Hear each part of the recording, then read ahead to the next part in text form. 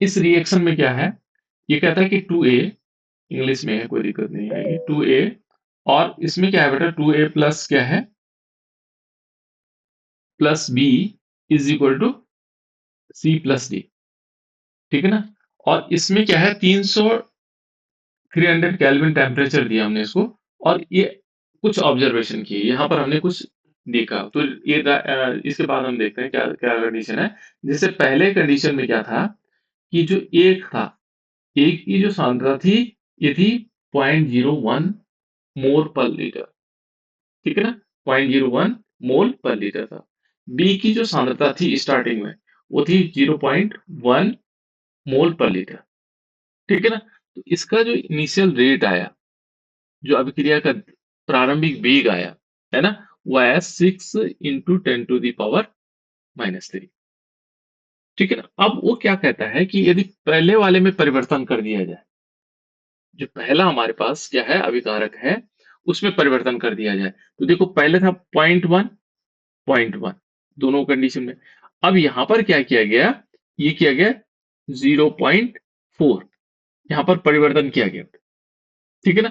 और यहां पर भी क्या हुआ, देखो इस वाले में क्या हुआ, इस वाले में वो स्थिर रखा गया है, दूसरे वाले का जो सांद्रता वो स्थिर रखी गई। और उससे क्या हुआ, उससे हमें प्राप्त हुआ, जो प्रारंभिक वेग प्राप्त हुआ, ये वाला हुआ। ये आंकड़े दिए हुए हैं, ये निकाले गए आंकड़े हैं, है ना। फिर क्या किया गया, दूसरे पहले वाले को स्थिर कर दिया गया। देखो ये जो पहले वाला, ये पहले वाले के बराबर, यानी कि 0.01 के बराबर लेके आ गए, है ना। अब इसकी सांद्रता दूसरे वाले की सांद्रता बदली गई। तब देखा उन्होंने कि ये जो है क्या है, इसका प्रारंभिक वेग इतना है। ठीक है ना। अब इन आंकड़ों से क्या क्या मतलब, हमें यहाँ पर क्या किया गया कि इन आंकड़ों के आधार पर हमें मिला क्या, क्या जानकारियां प्राप्त हुई। ये कहते हैं कि जब हम बी को स्थिर कर रहे थे, एक को 4 गुना क्या हो रहा था, किया गया। देखो बी को हमने स्थिर किया, ये बी को हमने क्या किया, स्थिर किया, और इसको 4 गुना कर दिया गया, ये 4 गुना बढ़ाया गया, है ना। तो प्रारंभिक वेग भी क्या होगा, 4 गुना हो जाता है। देखो 4 गुना, देखो 6 × 24 के लगभग हो रहा है कि नहीं हो रहा। यानी कि जब हम क्या कर रहे हैं, वेग नियम क्या बता रहा है कि जैसे हमने क्या किया, इसके मान बी के मान को स्थिर कर दिया, लेकिन ए के मान को 4 गुना कर दिया। मान लीजिए क्या किया हमने, 4 गुना किया। यहाँ पर क्या कंडीशन हुई कि जो बी का मान था बेटा, उससे 4 गुना इसकी मात्रा बढ़ा दी। इससे क्या हुआ, उसका वेग भी 4 गुना हो गया। देखो पता लग रहा है कि नहीं लग रहा है इसमें। ठीक है ना, 4 गुना हो गया। तो इसका मतलब ये हुआ कि अभिक्रिया वेग जो ए की सांद्रता की जो घातांक होगी, ए घातांक पर निर्भर करेगी। जो ए की घातांक, इसकी घातांक होगी, जो इसका घातों के रूप में आएगा, उस पर निर्भर करेगा। ठीक है ना। अब उसी प्रकार से हमने ए को स्थिर किया और बी की सांद्रता को 3 गुना किया। देखो ए को स्थिर कर दिया और बी को कितना कर दिया, 3 गुना। ठीक है ना। तो क्या हुआ, तो जो प्रारंभिक सांद्रता है का वेग है, उसका 9 गुना हो गया। देखो जो प्रारंभिक सांद्रता थी बेटा, उसके कितना हो गया, 9 गुना। देखो 9 × 4 = 54। ठीक है ना, 9 गुना हो गया। इसका मतलब क्या हुआ कि अभिक्रिया का वेग क्या है, जो अभिक्रिया का वेग है, वेग जो है बी की सांद्रता के वर्ग पर भी निर्भर करता है। जो उसके यहाँ पर घात लिखेंगे, उस पर भी निर्भर करेगा। ठीक है ना। तो ये 2-3 चीजें हमें मिली वेग नियम से, है ना। इसको देखना आगे कुछ इसमें बताया गया। तो ये इस टाइप से पढ़ता बेटा, है ना। इस पे हम न्यूमेरिकल करेंगे तो और क्लियर हो जाएगा हमारा। ठीक है ना। तो ये था ये टॉपिक, इसको हम यहीं तक कंप्लीट करते हैं, फिर उसके बाद दूसरा टॉपिक देखते हैं इसका, अभिक्रिया की कोटि। अब नए बच्चों को थोड़ा आसान रहेगा समझने के लिए, और पुरानों को तो खैर रहेगा ही। देखो बेटा, नया टॉपिक हमारे पास है अभिक्रिया की कोटि। एक नया शब्द है ऑर्डर ऑफ रिएक्शंस, है ना। अभिक्रिया की कोटि होती क्या है, एक नया शब्द है कोटि शब्द, ऑर्डर। ठीक है ना। अभिक्रिया की कोटि, अभिक्रिया की कोटि या ऑर्डर ऑफ रिएक्शन हम कैसे निकालते होंगे। ठीक है, तो इसको जानते हैं। देखो ये कहता है कि किसी, मान लीजिए हमारे पास क्या है, किसी अभिक्रिया के वेग नियम व्यंजक में उपस्थित सांद्रता पदों के घातांकों का योग अभिक्रिया की कोटि कहलाता है। ठीक है ना। जो वेग नियम में हमने पढ़ा, है ना, वेग नियम में पढ़ा, और उसमें कह रहा है कि उसमें जो उपस्थित क्या है, उपस्थित है उनकी जो सांद्रता के पद हैं, उनके जो घातांक होंगे, ठीक है ना, उनकी जो घाते होंगे, उनका योग क्या कहलाएगा? अभिक्रिया की कोटि कहलाएगी। तब ये कैसे ज्ञात किया जा सकता है? बहुत सिंपल है बेटा। यहाँ पर देखो, वेग वेग नियम, दूसरा पॉइंट कहता है कि वेग नियम व्यंजकों के प्रयोगों के आधार पर निकाला जाता है, ठीक है ना। ये तो प्रयोगों के आधार पर निकलता है कि जो उसके आधार प्रयोग पर जब हम करते हैं तो उसके वेग व्यंजक निकल आते हैं, है ना, कि कितने घात होंगे उसमें। देखो, यदि कोई अभिक्रिया क्या है, विभिन्न पदों में होती है, तो सबसे धीमा पद ही वेग निर्धारक पद होता है। ये बहुत इंपॉर्टेंट है केमिस्ट्री का पॉइंट, कि मान लीजिए कोई अभिक्रिया है, और अभिक्रिया क्या है, बहुत स्लो स्टेप में है। मान लीजिए 2 स्टेप बनाते हैं, है ना, एक रिएक्शन एग्जांपल लेते हैं इसका, कि मान लीजिए हमने क्या किया, एक एक अभिक्रिया 2 पदों में हो रही है। मान लीजिए ए से पहले बी में बना, ठीक है ना, और बी से सी बना, ठीक है ना, और मान लीजिए ए से सी बनता है डायरेक्ट। इसके बीच में 2 पद हैं, तो पहले ए से जब बी बन रहा हो, बहुत तीव्र गति से हो रहा हो, तेजी से बना ए से बी, है ना, लेकिन बी से जब सी बनेगा तो बहुत स्लो बनेगा। इनमें वेग निर्धारक पद कौन सा होगा ना? ये वाला होगा, जो स्लो स्टेप है, जो धीमी गति से हो रहा है, उसी से हम वेग ज्ञात कर सकते हैं। शुरुआत में मैंने बताया था कि जो अभिक्रियाएं 3 प्रकार की होंगी। तीव्र अभिक्रियाएं, जिनका जो बहुत तेज होती हैं अभिक्रियाएं, है ना, जो बहुत फास्ट रिएक्शन होती हैं, उनका अभिक्रिया का वेग हम ज्ञात नहीं कर सकते हैं। जो बहुत मंद होती है, अति मंद होती हैं, बहुत धीमी गति से चलती हैं, उनका भी हम वेग निर्धारण नहीं कर सकते। तो जो स्लो होती हैं, मंद अभिक्रिया होती है, उनका वेग निर्धारित कर रहे हैं। यहाँ पर ये ध्यान रखना है कि यदि कोई अभिक्रिया विभिन्न पदों में होती है, 1 या 2, 3, 4 पदों में होती है, तो उसमें जो वेग निर्धारण पद होगा, वो होगा जो धीमा पद होगा, जो धीमी गति से जिसमें परिवर्तन हो रहा होगा, ठीक है ना, उसी को हम क्या कहेंगे? वेग निर्धारक पद कहेंगे। वही है बेटा वेग निर्धारक पद, है ना। तो यहाँ पर हमें ये ध्यान रखना है कि वेग निर्धारक पद कौन सा होगा? जो स्लो चलेगा। अब इसके आधार पर देखते हैं कैसे हम अभिक्रिया की कोटि निकालेंगे। देखो, दूसरा कहता है अभिक्रिया को निम्न प्रकार से हम परिभाषित कर सकते हैं उसको। ये कहते हैं, देखिए, किसी अभिक्रिया में, किसी अभिक्रिया के प्रायोगिक रूप से निर्धारित वेग, ठीक है ना, निर्धारक पद की वेग समीकरण की सांद्रता पदों के घातांकों के योग को उस अभिक्रिया की कोटि कहा जाता है, ठीक है ना। उसकी कोटि क्या होगी? जो उसके घातांक, पद के घातांक होंगे, वो उनकी कोटि कहलाएगी, ठीक है। अब एग्जाम्पल के थ्रू समझते हैं। मान लीजिए एक अभिक्रिया हमारे पास ये है ना, यहाँ पर एक अभिक्रिया है N1A प्लस N2B, सॉरी है ना, N2B है। अब इस अभिक्रिया की कोटि क्या हो सकती है? किसी को मालूम है? और यहां से हमने बनाया प्रोडक्ट, इसके बाद बना उत्पाद। कैसे निकालेंगे इस अभिक्रिया की कोटि? तो उसने कहा कि जो अभिक्रिया की कोटि होगी, उनके घातांकों के पद। तो यहां पर हम कैसे निकालते हैं? वेग बराबर कैसे निकालते हैं बेटा? वेग 2 प्रकार से निकालते हैं। एक तो क्या होता है, जब वो विलुप्त होता है ना, और दूसरा सांद्रता के समानुपाती निकालते हैं। तो मान लीजिए यहाँ पर सांद्रता के समानुपाती हमें निकालना होगा, तो वेग बराबर क्या होगा? कोई बता सकता है बेटा? वेग इज डायरेक्टली प्रोपोर्शनल टू, किसके प्रोपोर्शनल होगा? किसके प्रोपोर्शनल होगा बेटा? यदि हमें वेग निकालना होगा तो किसके प्रोपोर्शनल होगा, किसके समानुपाती होगा? किसके समानुपाती होगा? अभिक्रिया की सक्रिय मात्राओं की। पावर n1 हाँ, क्या होगा? बोलो बेटा, सही बोलो। a की पावर n1 ए की पावर n1, हाँ, और इंटू b की पावर n2। बिल्कुल बी की पावर n2, ठीक है ना। यानी कि जो हमारे पास क्या होगा, जब हम अभिक्रिया का वेग निकालेंगे, तो जो ए की सांद्रता है बेटा, है ना, एक्टिव मास ऑफ ए की पावर यहाँ पर n1 होगी, जो n1 है, और बी की पावर क्या होगी? n2, ठीक है ना। ये n1 और n2, इनकी जो वैल्यू होगी, अब कोटि यदि हम निकालना चाहेंगे तो यहाँ पर वेग बराबर क्या होगा? वेग बराबर जो रेट ऑफ रिएक्शन होगा इज इक्वल टू, यहाँ पर के होगा, है ना, के, और एक्टिव मास ऑफ ए की पावर n1 और बी की पावर n2, ठीक है ना, ये क्लियर हो गया होगा।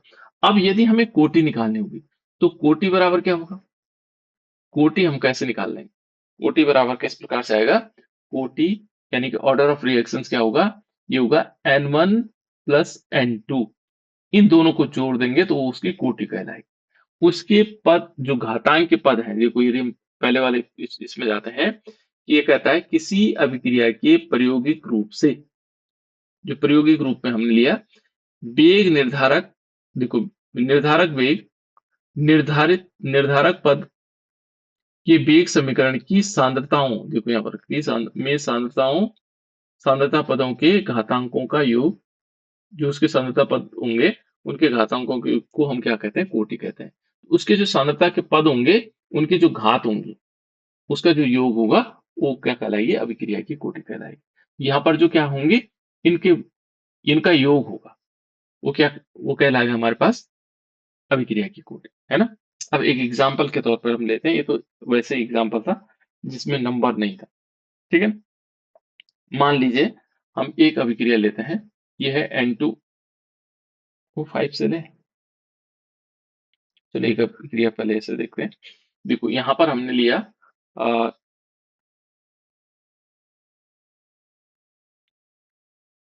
इसमें अभिक्रिया की कोटि के लिए,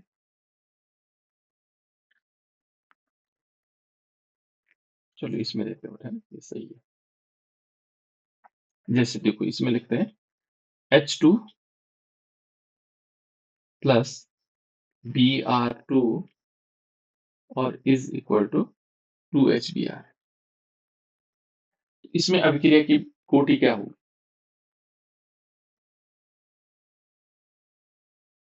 मान लीजिए ये अभिक्रिया है ना, तो कैसे होगा, और इन्होंने मान लीजिए वेग दे रखा है, क्योंकि वेग पहले से देते हैं, है ना, यहाँ पर वेग दिया हुआ है उसमें, तो वेग बराबर क्या होगा k, और यहाँ पर होगा एक्टिव मास ऑफ H2, और यहाँ पर लिखा होगा Br2 की पावर 1/2 लिखा हुआ मान लीजिए। अब क्या हो गया इसकी कोटि,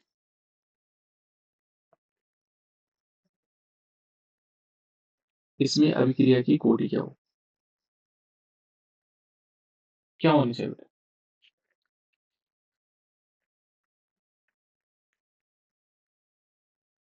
कोई बता सकता है क्या होगी इसकी कोटि, अभिक्रिया की कोटि क्या होगी, अभिक्रिया की कोटि क्या होगी, इसकी घातों को जोड़ देंगे, है ना। यहाँ पर इसकी घात कुछ नहीं, लेकिन हमें क्या करना पड़ेगा, एक लिखना पड़ेगा, जिसकी घात एक, है ना।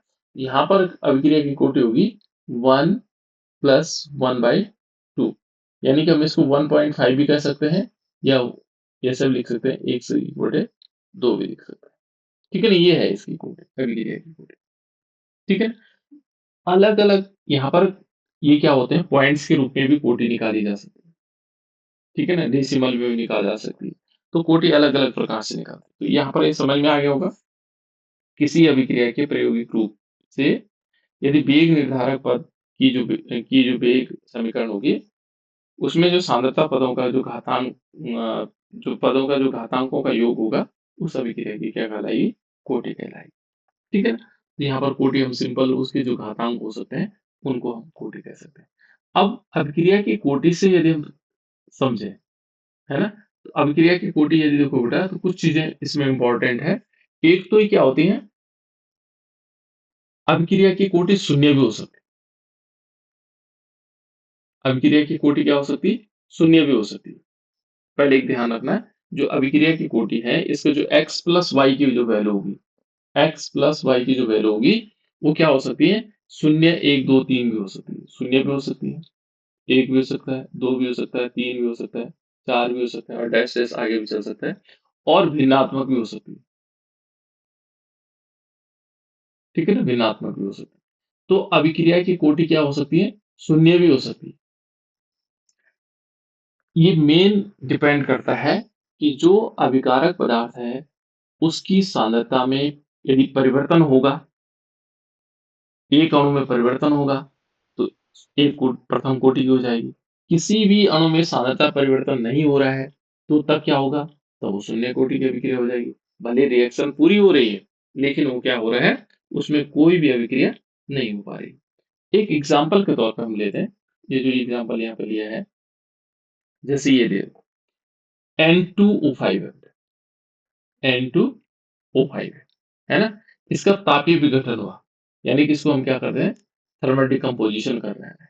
तो थर्मल डिकम्पोजिशन में क्या होगा, हमने इसको टेम्परेचर दिया, और टेम्परेचर देने से क्या होगा, ये टूट गया है किसमें, इसने बनाया 4 मॉलिक्यूल NO, 4 मॉलिक्यूल क्या बन गए, NO2 बने, और प्लस O2 बना। लेकिन ये एक स्टेप में नहीं हुआ बेटा, इसके लिए अलग अलग स्टेप बने। पहले क्या हुआ कि N2O5 था, नाइट्रोजन पेंटॉक्साइड था, ये पहले क्या हुआ, टूटा। पहले स्टेप में क्या हुआ, N2 + O3 बना, और साथ साथ में O2 निकला। लेकिन ये कैसे स्टेप है, स्लो स्टेप, इसको हम कहते हैं बेटा स्लो स्टेप, बहुत स्लो गति से, ठीक है ना, स्लो स्टेप, ऐसे कर देना, है ना। अब यहाँ देखो, ये बहुत धीमी गति से प्रोसेस हुई, फिर N2O3 जो बना, इसने क्या किया, ये तुरंत फिर किस में बना, एक बना नाइट्रिक ऑक्साइड में बना, और साथ साथ में नाइट्रोजन डाइऑक्साइड बनाया। ये बहुत तीव्र गति से हुआ, ये क्या हुआ, ये फास्ट स्टेप है, बहुत तीव्र गति से हुआ। यहाँ पर जो नाइट्रिक ऑक्साइड है, इसने फिर अगेन रिएक्शन की N2O5 से, है ना, और ये बनाया 3 मॉलिक्यूल NO2। तो ये अभिक्रिया जो हमने एक स्टेप में लिखी ना यहाँ, इसके 3 स्टेप है, ये 3 पार्ट में हो रही है अभी, ठीक है ना। और ये भी कैसा फास्ट स्टेप है, बहुत तेजी से हो। इनमें जो स्लो स्टेप होगा वो रेट डिटरमाइन स्टेप होगा ये। इसमें कितने अणु भाग ले रहे हैं बेटा, कौन भाग ले रहा है, इसमें अभिकारक कौन है इस वाले स्टेप में, कोई बता सकता है अभिकारक कौन है इस वाले में, अभिकारक कौन है इस वाले स्टेप में। और इसमें यदि हम अभिक्रिया का वेग निकालना चाहेंगे तो कैसे निकलेगा, क्योंकि ये स्लो स्टेप है बेटे, ध्यान रखना, ये क्या है, स्लो स्टेप। यही क्या है, इसी स्टेप से हम क्या करेंगे, वेग निर्धारित करेंगे। आपको पहले ही चेक करना होगा, इस जो N2O5 से 4NO2 बना और O2 बना, इसमें स्लो स्टेप कौन सा है, वो जो धीमी गति से हो रहा है। तो फास्ट है तो इसमें तो हो ही नहीं सकता रेट ऑफ रिएक्शन क्या, इस स्टेप से हम रेट ऑफ रिएक्शन निकालना चाहेंगे, या अभिक्रिया का वेग निकालना चाहेंगे, तो कैसे निकलेगा, वेग क्या होगा, वेग डायरेक्टली प्रोपोर्शनल होगा किसके, अभिकारक की सांद्रता के समानुपाती, है ना। तो अभिकारक कौन है, ये है N2O5, ठीक है ना। और इसको हम ऐसे लिख सकते हैं कि, और इंटू क्या आएगा, N2O5, ठीक है ना, ये एक्टिव मास ये बंद कर दें, ठीक है ना। इसमें क्या है, ये वेग निर्धारक पद है। इन 3 स्टेप में हम क्या करेंगे, इन तीनों स्टेपों में सबसे जो धीमा पद है वो ये है, लिखा रहेगा उसमें कौन सा धीमा पद है, क्योंकि ऐसे तो आप थ्योरेटिकल जान नहीं पाओगे, क्योंकि सारे मान प्रायोगिक है, ये प्रयोग द्वारा सिद्ध किए गए। तो ऐसे देख करके तो पता नहीं लगेगा ना कौन सा स्लो स्टेप है, कौन सी धीमी गति से होगा, तो ये प्रयोग के द्वारा हमें पता लगता है। तो ऐसा नहीं लग पाएगा पता कि हमें स्लो स्टेप कौन सा है इसमें, है ना। तो हमें ये ध्यान रखना बेटा कि हमें ये वैसे तो लिखा होगा स्लो स्टेप है, जैसे इसमें लिखा हुआ है कौन सा स्लो स्टेप है, ठीक है, या कुछ रिएक्शन को हम पढ़ करके ये बता सकते हैं कि कौन सा स्लो स्टेप है, ठीक है। अब यहाँ देखो, क्योंकि स्लो स्टेप ये वाला हो गया तो हमारा वेग निर्धारक पद ही हो गया, इसी से हम वेग निर्धारित करेंगे। तो हमने क्या किया, वेग बराबर क्या होगा, अभिकारक की सक्रिय मात्रा, यानी कि अभिक्रिया की जो सांद्रता हो, अभिकारक की जो सांद्रता होगी उसके समानुपाती होता है क्या, वेग। वेग 2 प्रकार से निकालते हैं, एक सांद्रता के आधार पर और एक हम विलुप्त होने की दर पर, ठीक है ना। अब देखो बेटा यहाँ पर क्या हुआ, यहाँ पर होगा के, और ये होगा एक्टिव मास ऑफ इस टाइप से आ जाएगा। अब ये हमारे पास आ गया।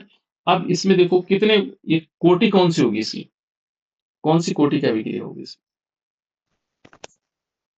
कोई बता सकते हैं, इसकी ऑर्डर ऑफ रिएक्शन क्या होगा इसकी, कोई बच्चा बता सकता है, कैसे पता करते होंगे हम कोटि, मैंने क्या बताया उसके घातांक को, जो घात होंगे उसमें लगी हुई है ना, उनका योग बताना है। इसकी घात कितनी, N2O5 की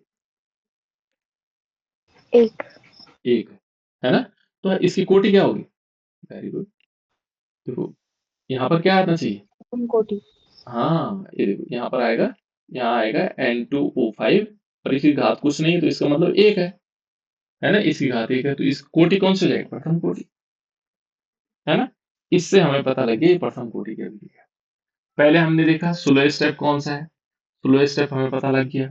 स्लो स्टेप में हमने वेग निकाला, वेग में हमने देखा ये निकल आया, इसमें हमने देखा इसकी घात कितनी है, घात निकली 1 तो ये क्या हो जाएगा?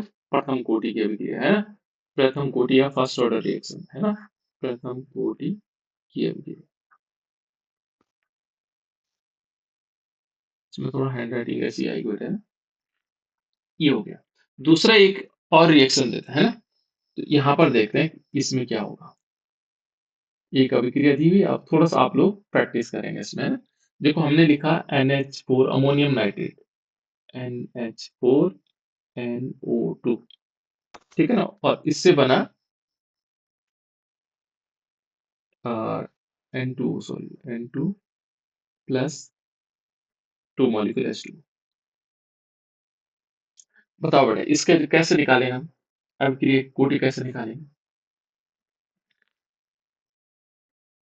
पहले क्या करेंगे? इसका बेग निकालेंगे, बेग बराबर,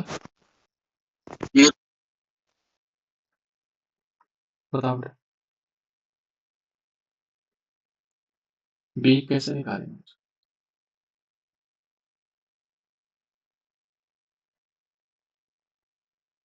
कैसे निकालेंगे बेटा Prachi? Being directly proportional to NH4 हाँ, NO2. Very good, NH4 NO, ठीक है ना? इतना हो गया। तो हम इसको क्या लिख सकते हैं? इज इक्वल टू के, और यहाँ होगा एक्टिव मास ऑफ NH4NO, ठीक है ना? ये हो जाएगा। अब इसकी घात कितनी है? कोटि कैसे निकालते हैं? इसकी घात कितनी? एक 1, है ना? अब कोटि कितनी हो जाएगी? प्रथम कोटि। वेरी गुड, है ना? यहाँ पर क्या होगा? कोटि हो जाएगी इसी पर, ये प्रथम कोटि की अभिक्रिया हो जाएगी, ठीक है ना? तो इस प्रकार से हम निकाल सकते हैं, बहुत आसान है इसमें, है ना? अब देखते हैं एक और रिएक्शन देखते हैं, एक लिखते हैं। अब थोड़ा सा कंफ्यूजन करते हैं आप लोगों को, है ना? थोड़ा सा एक देखते हैं कि इसमें क्या आता है। CH3COOH, सॉरी C2H5 लिखेंगे, C2H5, इसका नाम क्या था? एक मिनट, मुझे सुन रहा है। एक मिनट। ये बेटा हमारे पास CH3COO C2H5 है, इसका नाम क्या है? कोई बता दो। केमिकल कंपाउंड के नाम तो याद हो जाने चाहिए, क्या नाम होगा इसका? आयुषी जुड़ी हुई, आयुषी, सुजल, बताओ बेटा इसका नाम क्या होगा? NH के साथ रिएक्शन करके ये बना देगा CH3COON, और प्लस इसमें क्या होगा? और बच्चे बताओ, सोनाली, बताओ बेटा इसका नाम क्या होगा?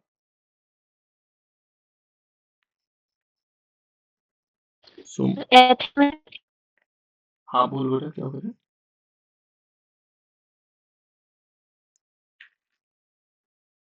ठीक बता रहे हो तुम, एक बार बोलो, मुझे आवाज नहीं है एक बार। एथेनॉइक। एथेनोइक, और यहाँ देख लो ना, इसका नाम क्या है इधर वाले?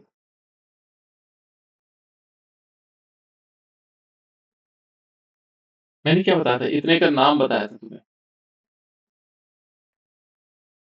सुमन, सुमित, बताओ बेटा। एसिड, है, मुझे क्लियर आवाज नहीं है। एथिल एसिटेट, हाँ बिल्कुल, वेरी नाइस, ठीक है ना? इतने का नाम जो साधारण नाम है बेटा, इसका जनरल नेम है, इतने का नाम तो एसिटेट है, इसका नाम तो एसिटेट हो गया, ठीक है ना? उसके आगे एथिल लगा हुआ तो एथिल एसिटेट, सोडियम लगा तो सोडियम एसिटेट, ठीक है ना?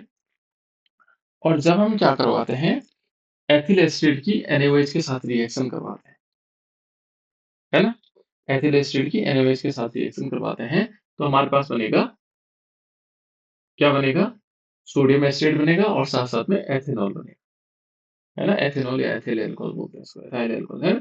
तो अब हमें बेग निकालना है, बेग कैसे निकलेगा, बेग बताओ, बेग कैसे निकालते हैं बताओ, इसका बेग कैसे निकालेंगे, ये सभी चीजें मतलब कैसे निकाल रहे हैं।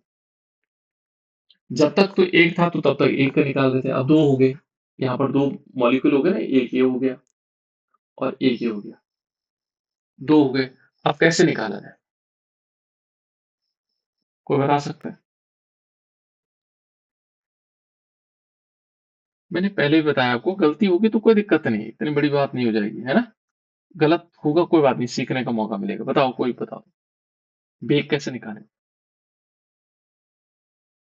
जो दोनों की रेट, पावर एक एक मान के उनको जोड़ देंगे। दोनों की पावर को क्या कर देंगे, एक एक मान के जोड़ देंगे। बिल्कुल बिल्कुल, पहले यहाँ पर हम ठीक बताया बेटे, तुम बता चाहिए ना, लेकिन मैं कह रहा हूँ कि यहाँ पर बेग बराबर एक्टिव मास ऑफ क्या आएगा, CH3COO C2H5 की पावर 1। बिल्कुल C2H5 की पावर 1, क्योंकि इसकी पावर यहाँ दी ही नहीं है कुछ, है ना, और यहाँ संख्या भी नहीं दे रखी, इसमें एक या दो संख्याएं दी होती, और यहाँ पर क्या होगा फिर एक्टिव मास ऑफ, इसका जो अभिकारक होंगे, इसका और इसका मल्टीप्लिकेशन कर देंगे दोनों का, ठीक है ना, ये तो कह रहा है। NaOH देखो, NaOH को हम यहाँ पर इस टाइप से लिख लेंगे, अभी पावर दी नहीं, इनकी पावर कुछ दे नहीं रखी है ना, तो पहले हम बेग निकाल लेते हैं पूरी तरह, बेग बराबर क्या आ जाएगा, बेग बराबर हमारे पास K आ जाएगा और active mass of CH3COO C2H5, ठीक है ना, इसकी पावर कुछ नहीं तो हम क्या मान लेंगे, एक मान लेंगे, है ना, और NaOH की पावर को भी हम क्या कर लेंगे, सोडियम हाइड्रोक्साइड की पावर भी 1 हो जाएगी। अब कोटि निकालेंगे तो बहुत आसान है, कैसे कितने हो गए इसकी कोटि, अब तो को और बच्चे तो बता दो बेटा, कितनी होगी कोटि, इनकी द्वितीय कोटि को, कोटि। हाँ द्वितीय कोटि, देखो ना, हम क्या करेंगे ना कि घातों को जोड़ देंगे, एक इसके ऊपर था एक इसके ऊपर था, तो 1 + 1 बराबर कितने हो गए, 2, तो कोटि क्या आ जाएगी, द्वितीय कोटि की अभिक्रिया, इसकी कोटि क्या हो गई, 2 हो गई। और मैंने बताया कि कोटि क्या हो सकती है, एक हो सकती है, दो हो सकती है, तीन हो सकती है, जीरो हो सकती है, 1/2 हो सकता है, आधा भी हो सकता है, ढाई हो सकता है, तीन हो कुछ भी हो सकती है ना, तो कोटि की संख्या इस प्रकार से, तो ये क्या है, ये द्वितीय कोटि की अभिक्रिया हो जाएगी, है ना। एक रिएक्शन और करते हैं, इसमें आप लोग क्या करते हैं, अभी तो हम सिंपल रिएक्शंस लिख रहे हैं ना, देखो H2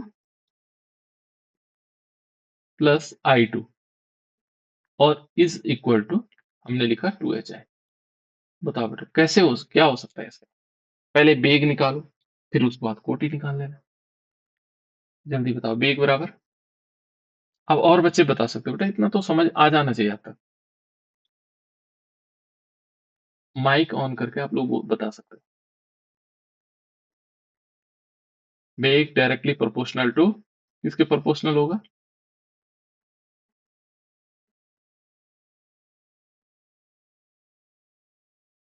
जल्दी बताओ बेटा, अंशिका है जुड़ी, अंशिका, अंशिका बताओ बेटा, अनूप, आशीष,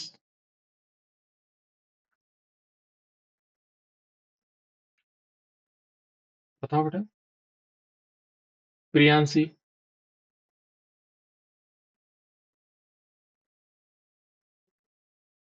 साधना, कोई नहीं बताना चाह रहा, सिमरन है, बताओ बेटा, इसके अलावा कोई और बच्चा है जिनके नाम मुझे याद नहीं आ रहे, अब पूछूंगा तुम्हें ये ध्यान रखना, बताओ क्या हो सकता है, सुमन,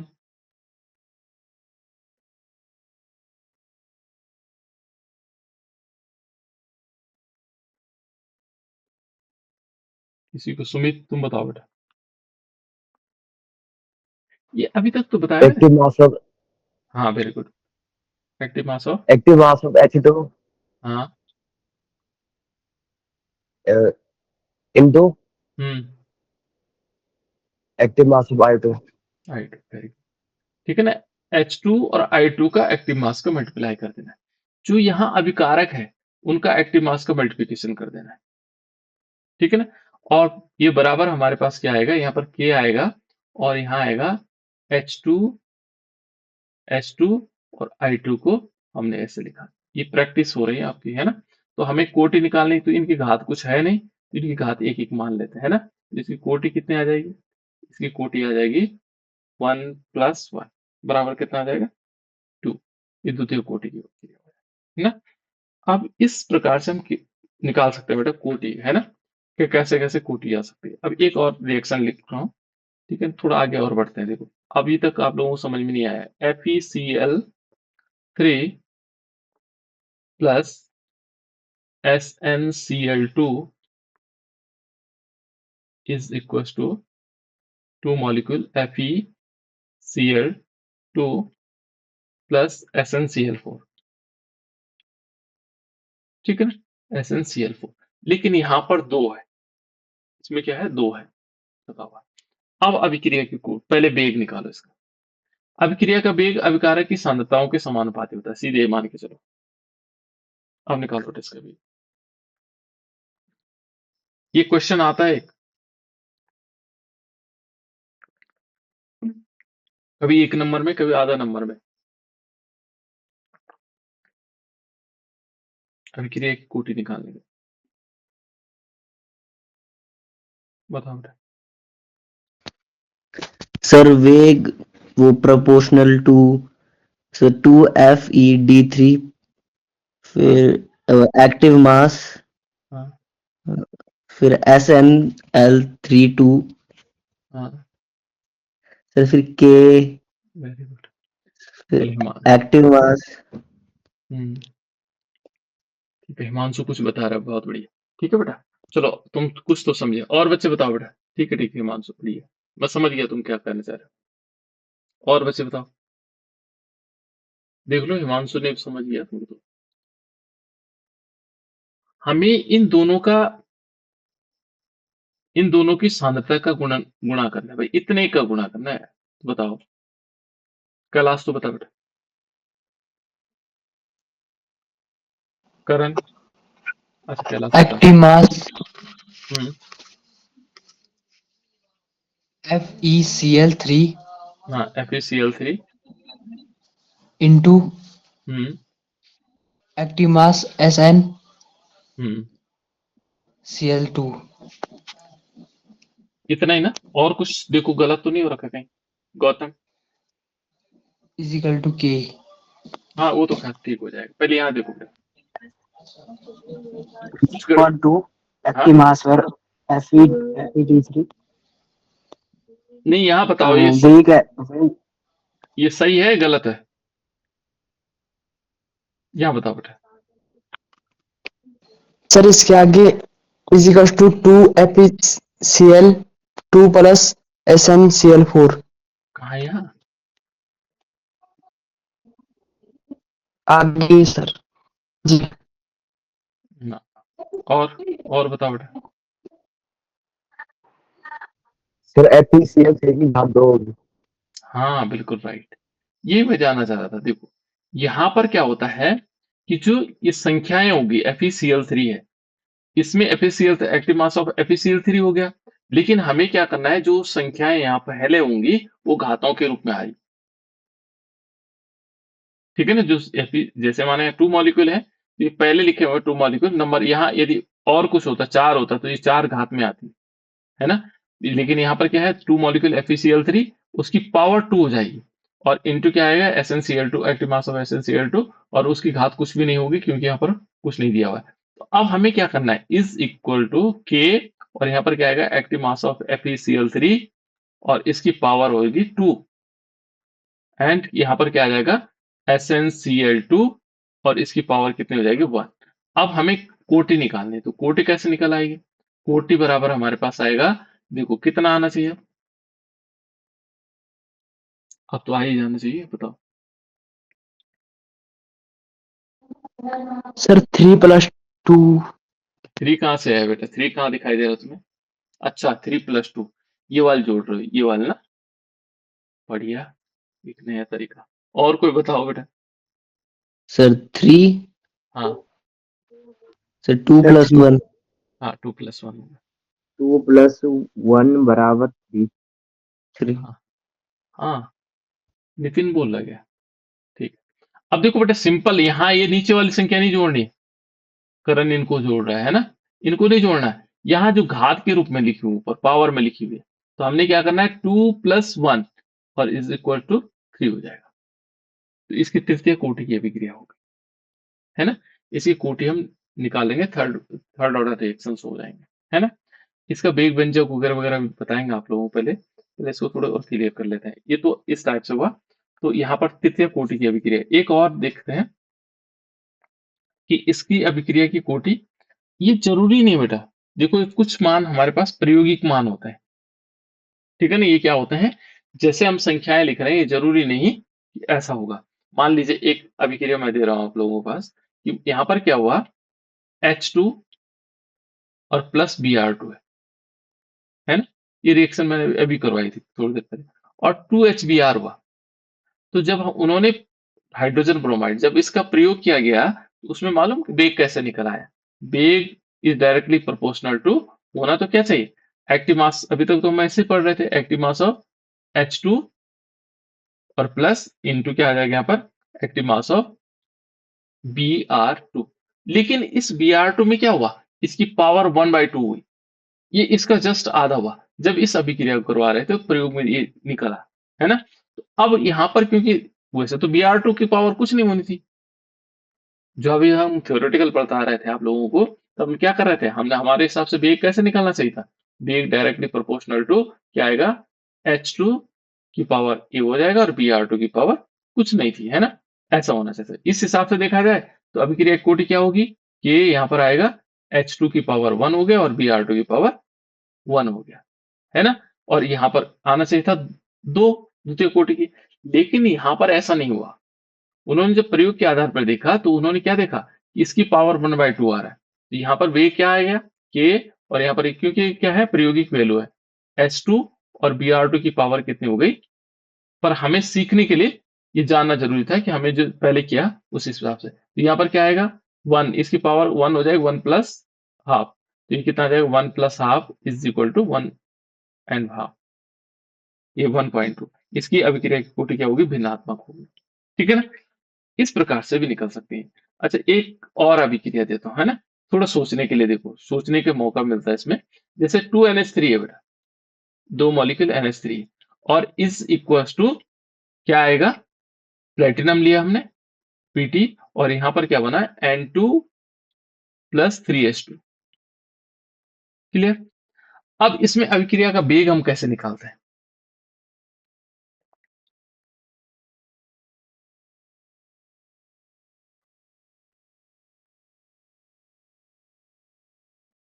कैसे निकालेंगे, देखो इस अभिक्रिया का यदि हम वेग निकालेंगे, तो वेग क्या होना चाहिए था, वेग directly proportional to active mass of NH3। और इसकी पावर कितनी होनी चाहिए थी, मैं होनी चाहिए की बात कर रहा हूं, होनी चाहिए थी। जैसे हम अभी तक थ्योरेटिकल पढ़ रहे थे, तो थ्योरेटिकल के हिसाब से तो 2 होनी चाहिए, है ना। यहाँ पर क्या होगा, के, और यहाँ पर आएगा NH3 की पावर 2। लेकिन यहाँ पर क्या होता है कि जो NH3 है बेटा, अमोनिया है, इसकी सांद्रता में कोई परिवर्तन नहीं आता है। यानी वेग जो है क्या होगा, अभिक्रिया का जो वेग है, समय पर निर्भर नहीं करता है ना। कितना समय हुआ, क्या हुआ, कितना सांद्रता परिवर्तित हुआ, है ना। इसमें सांद्रता का परिवर्तन नहीं हो पाता है। तो सांद्रता का परिवर्तन नहीं होगा, तो इसकी वैल्यू कितनी होगी, 0 होगी। कुछ लॉजिकल ऐसे है ना। यहाँ पर क्या होना चाहिए, यहाँ पर पावर आएगी 0, ये 2 नहीं आएगी। पर सीखने के लिए पहले कैसे निकाला जा रहा था, उस हिसाब से है ना, जो घातांक। यहाँ पर वेग दिया होगा, तो वेग बराबर हमारे पास आएगा, क्या आएगा, के, और यहाँ पर होगा NH3 की पावर 0। अब यहाँ पर क्या होगा, कौन सी कोटि की अभिक्रिया है, अब हम निकाल सकते हैं कोटि कौन सी होगी, कौन सी कोटि बेटा, शून्य कोटि। शून्य कोटि। यहाँ पर क्या होगी? शून्य कोटि। क्योंकि ये सारी वैल्यू क्या है बेटा? ये प्रायोगिक वैल्यू है। क्या है? प्रयोगात्मक वैल्यू है ना। इसलिए जो है हम इस प्रकार से इसको लिख सकते हैं। तो ये यहाँ पर इस टाइप से आ जाएगा बेटा, है ना। ये है, ठीक हो गया। ये है बेटा क्या? प्रायोगिक वैल्यू। इस प्रकार से हम क्या निकालते हैं? इन अभिक्रिया की कोटि को निकालते हैं। लेकिन इसके लिए हमें जानकारी होनी चाहिए कौन सी अभिक्रिया किस प्रकार से हो रही है, ठीक है ना। ये आ जाता है। तो कोटि के थोड़ा कॉन्सेप्ट हुआ क्लियर। अभिक्रिया की कोटि क्या है। अभी हमें वेग स्थिरांक निकालना है इसका, ठीक है ना। उसके बाद हमें अन्य चीजें भी निकालनी होती है ना। तो इस प्रकार से आ जाए। अब क्लियर हो गया बेटा? थोड़ा सा आया।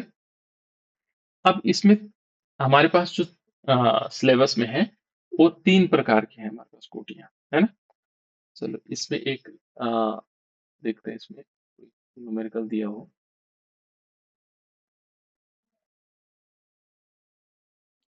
ये सारे एग्जांपल मैंने बता दिए आप लोगों को।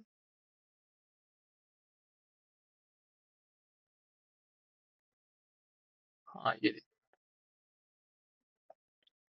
एक हम क्या निकाल सकते हैं, जो वेग स्थिरांक है या विशिष्ट अभिक्रिया वेग है, इसकी विमाएं और मात्रा कैसे निकाला जाता है ना। तो यदि हम देखेंगे तो यहाँ पर ये हमने मान लीजिए एक रिएक्शन ली हमने N1A प्लस N2B लिया, है ना। और इससे प्रोडक्ट के लिए तो यहाँ पर हम वेग निकालते हैं। तो वेग क्या होता है यहाँ पर? इज इक्वल टू, सीधे डायरेक्ट लिख देता हूँ, एक्टिव मास ऑफ ए की पावर एक्स भी लिख सकते हैं बेटा, एन भी लिख सकते हैं ना।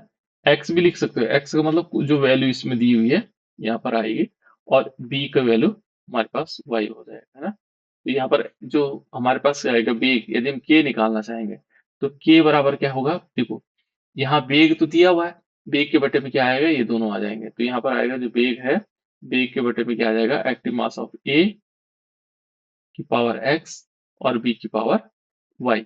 एक्स वाई वही चीज है, N1 प्लस N2। इनकी संख्याओं को हम एक्स वाई भी ले सकते हैं ना। तो देखो यहाँ पर हम क्या करेंगे, वेग बराबर क्या होगा? ये वेग क्या होता है? अभिक्रिया का वेग क्या होता है? अभिक्रिया का वेग हमेशा समय के साथ सांद्रता में परिवर्तन होता है ना। जो वेग बराबर क्या होता है? ये वेग हमेशा ध्यान रखना है, ये समय के साथ सांद्रता परिवर्तन। 1 सेकंड में कितनी सांद्रता परिवर्तन है ना। तो सांद्रता समय होगा, है ना। सांद्रता और समय के इनवर्स होगा, ठीक है ना। और जो ए होगा ये सांद्रताएं होती है। ये देखो दोनों सांद्रताएं हैं, है ना। ये एक्स प्लस वाई अलग कर दिया इन्होंने, एक्स प्लस वाई। यहाँ पर यदि देखेंगे तो ये दोनों क्या है? सांद्रता। ये सांद्रता और बटे में क्या आएगा? ये आएगा समय की पावर इनवर्स, है ना। और यहाँ पर दोनों क्या होंगे? सांद्रता। सांद्रता की जो पावर होगी बेटा, सांद्रता की पावर एक्स होगी और सांद्रता की पावर वाई होगी। जो सांद्रताएं होंगी उनकी पावर वाई कर देंगे, जो दोनों एक्टिव मास है ना वाई। इन एक्स और वाई को तो हम अलग जोड़ देंगे। और यहाँ पर जो सांद्रताएं होती है मोल पर लीटर पर सेकंड होता है। यदि हम सांद्रता को निकालते हैं तो सांद्रता क्या होती है? मोल, ठीक है ना, पर लीटर पर सेकंड, ठीक है ना। तो यहाँ पर भी आ जाएगा और यहाँ पर क्या आएगा? मोल पर लीटर पर सेकंड, ठीक है ना। क्योंकि दोनों सांद्रताएं, देखो सांद्रता की घात कितनी है? 2 है, ठीक है ना। इस प्रकार से, और यहाँ पर क्या होना चाहिए इसको, और यहाँ आएगा एक्स प्लस वाई। ये क्या आ जाएगा? एक्स प्लस वाई आ जाएगा, है ना। मोल पर लीटर होगा सांद्रता, यहाँ पर एक्स इज इक्वल टू मोल पर लीटर। ये समय के साथ है ना बेटा, समय समय तो यहाँ पर मोल पर लीटर होता है, समय नहीं आएगा इसमें। क्योंकि मोल पर लीटर ये सांद्रता को हो गया मोल पर लीटर, है ना। और समय इसमें पहले से था ही, है ना। तो मोल पर लीटर आ जाएगा इसमें। अब ऊपर क्या बचेगा? देखो यदि इसमें से देखेंगे तो किस प्रकार से आएगा। देखो यहाँ पर कहता है कि जो मान लीजिए x plus Y is equal to N है, ये कोटि है। ये क्या है? ये तो कोटि है अभिक्रिया, है ना। तो यहाँ पर यदि देखोगे तो कोटि को 1 - n भी कर सकते हैं, अलग अलग हो सकती है, 1 हो सकती है, 2 हो सकती है, अलग अलग कोटियां हो सकती है। तो यहाँ पर k की जो वैल्यू होगी, k इज इक्वल टू क्या आएगा? मोल पर लीटर। ऊपर चले जाए, इसको हम क्या लिख सकते हैं? 1 - n लिख सकते हैं। तो इसको टोटल लिखेंगे तो यहाँ पर आएगा मोल पर लीटर, और इसकी जो पावर होगी वो कितना आएगा? 1 माइनस एन हो जाएगा और सेकंड इनवर्स ये आ जाएगा। ठीक है ना। अब शून्य कोटि के लिए क्या आएगा? देखो शून्य कोटि के लिए क्योंकि इसकी घात क्या होगी, 0 हो जाएगी है ना, यहाँ पर 0 आ जाएगा, इसकी घात 0, तो ये आएगा मोल पर लीटर पर सेकेंड। शून्य कोटि के लिए 0 हो जाएगा, ये जो है 0 हो जाएगी, यानी कि जो शून्य कोटि के लिए हम देखेंगे तो के इज इक्वल टू क्या होगा, मोल है ना पर लीटर, और इसकी पावर जो है वो क्या होगी, शून्य हो जाएगी यहाँ, ये शून्य कोटि की है ना, और सेकंड इनवर्स। तो यहाँ पर जब शून्य होगा तो हम इसको ऐसे लिख सकते हैं, मोल पर लीटर पर सेकेंड, ये आएगा शून्य कोटि के लिए। यदि हमें प्रथम कोटि के लिए देखना बेटा, इसकी पावर 1 हो जाएगी। जब हम पावर 1 होती है तो पूरा का पूरा वैल्यू क्या होगी, 1 हो जाएगी है ना, तो 1 हो जाएगा। तो यहाँ पर जो प्रथम कोटि के लिए आएगा तो सेकंड इनवर्स आएगा, केवल प्रथम कोटि के लिए क्या आएगा, केवल सेकंड इनवर्स आएगा। ठीक है ना। यहाँ पर क्योंकि n की वैल्यू 1 हो जाएगी, ये सारी वैल्यू 1 हो गई, 1 हो जाएगा, तो यहाँ पर क्या बचेगा, सेकंड इनवर्स बचेगा। और द्वितीय कोटि के लिए क्या होगा, यदि हम द्वितीय कोटि के लिए देखें तो द्वितीय कोटि के लिए ये अलग अलग है ना। द्वितीय कोटि के लिए हमारे पास आएगा, इसमें नहीं दे रहा। द्वितीय कोटि के लिए क्या आएगा, द्वितीय कोटि के लिए यदि हम इसकी बीमा याद रखनी है तो ये क्वेश्चन पूछे जाते हैं, बहुत बार पूछे जाते हैं। ये आएगा, द्वितीय कोटि के लिए आएगा मोल पर मोल, सॉरी पर मोल लीटर और सेकंड इनवर्स। ये किसके लिए है, द्वितीय कोटि के लिए, सेकंड ऑर्डर रिएक्शन। ये वैल्यू भी याद रखनी है आप, ठीक है ना। 3 वैल्यू याद रखनी, एक तो शून्य कोटि के लिए ये वैल्यू होगी, प्रथम कोटि के लिए क्या आएगा, सेकंड इनवर्स होगा, और जो हमारे पास सेकंड द्वितीय कोटि की अभिक्रिया है उसके लिए वैल्यू है। ठीक है, 3-4 वैल्यू है हमारे पास।